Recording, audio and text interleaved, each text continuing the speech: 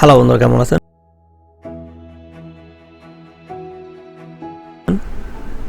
আশা করি আপনারা সবাই ভালো আছেন। আমরা আবার হাজির হলাম আপনাদের সাথে আরেকটা বিষয়ে একটু কথা বলার জন্য। আপনাদের গত একটা পর্ব গেল, দেখা গেল ওই পর্বে আমরা একটা সমস্যার সমাধান দেওয়ার চেষ্টা করেছি। আজকের পর্বে আমরা আরও একটা বিষয়ের সমস্যার সমাধান দিব। এটা হচ্ছে যারা বাংলা টাইপ করেন এবং বাংলা ইংলিশ লাল কালির অবশ্য সমস্যার সমাধান আমরা দিয়েছি। আরেকটা পর্বে ওটা দেখে আসুন, ওটা লিঙ্কটা পেয়ে যাবেন। আপনারা ডেসক্রিপশন বক্সে আবার লিঙ্কটা পেয়ে যাবেন। না দেখে আসলে দেখে আসবেন যে কীভাবে উপরের এই লাল কালিগুলা মুছা যায় এবং কিভাবে আপনার কলিক লেখা আসে, এগুলো সমস্যার সমাধান কিভাবে হয় ওইটা আমি ওই পর্বের মধ্যে আলোচনা করেছি, অবশ্যই দেখে আসবেন। এবং আজকে আমি আরেকটা সমস্যার সমাধান দিতে যাচ্ছি। এটা হচ্ছে আপনারা যখন বাংলাগুলো টাইপ করবেন তখন একটা জিনিস খেয়াল করবেন, আমি বিষয়টা আপনার বুঝাই। যেমন আপনি যদি এটা বসিন্নারও লেখেন এবং স্পেস দেন, তাহলে খেয়াল করুন, আমি লিখলাম র, স্পেস দেওয়ার সাথে সাথে হয়ে গেল এটা ও হয়ে গেল। আসলে এটা হচ্ছে একটা সমস্যা। এখন যেন ওটা না আসে তাহলে এটা বিরক্তিকর, তার মানে আপনার এটা কাটতে হবে, কেটে আবার এটা কাজ করতে হবে। যেমন আপনি যদি এখন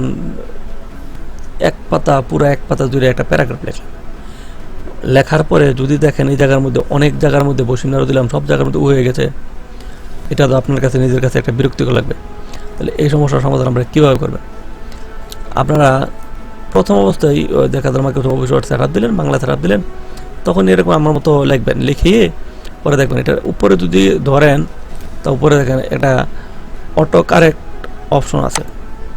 স্পেলিংয়ের গ্রামারে যদি যান তাহলে আপনার স্পেলিংয়ের গ্রামার থেকে আমি দেখেছি কীভাবে আপনার স্পেলিংয়ের গ্রামারের কাজগুলো করবেন, এত কোন কোন ফাইলগুলো চেঞ্জ করবেন, ওটা আপনারা আগের পর্ব দেখে আসবেন, এই পর্বে আমি দেখাবো না।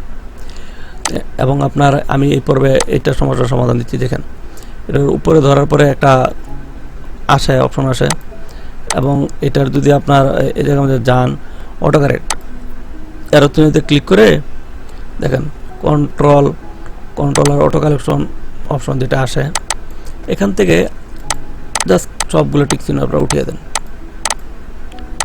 টিকচিহ্ন উঠিয়ে দিয়ে ওকেতে ক্লিক করেন। এটা বলতেছেন যে আমি ওকেতে ক্লিক করলাম, তার মধ্যে ঠিক নেই, আসলে এটা সব বলতো।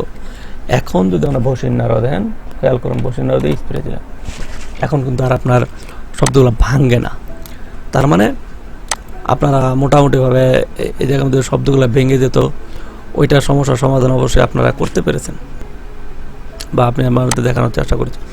আর যারা মনে করবেন যে না এটা আমাদের দরকার নাই, আমার আগেরটাই ভালো ছিল, তারা টিকচিহ্ন উঠাবেন না, টিকচিহ্ন যেরকম আছে এরকমই রাখবেন, তাহলে হয়তোবা এটার আপনার প্রয়োজন পড়বে না।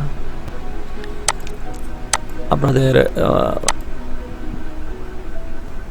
মোটামুটিভাবে আমি দেখানোর চেষ্টা করেছি। আপনাদের ইতিপূর্বে অনেকগুলো পর্ব হয়ে গেছে এবং আমাদের মাইক্রোসফট অফিস ওয়ার্ডের উপরে একটা সিরিজ টিউটোরিয়াল আছে, ওই সিরিজ টিউটোরিয়ালটা আপনারা দেখে আসবেন। তাহলে অবশ্যই আপনারা অনেক কিছু বিষয় অনেকগুলো ধারণা আপনারা পাবেন মাইক্রোসফট অফিস ওয়ার্ডের উপরে। এবং তাহলে মোটামুটিভাবে বন্ধুরা এই পর্বে কাজ শেষ। আমরা আপনাদের থেকে এই পর্বে বিদায় নিচ্ছি। আমাদের সাথে থাকুন, লাইক শেয়ার কমেন্ট করুন। ধন্যবাদ জানিয়ে আজকের মতো বিদায় নিচ্ছি। ধন্যবাদ।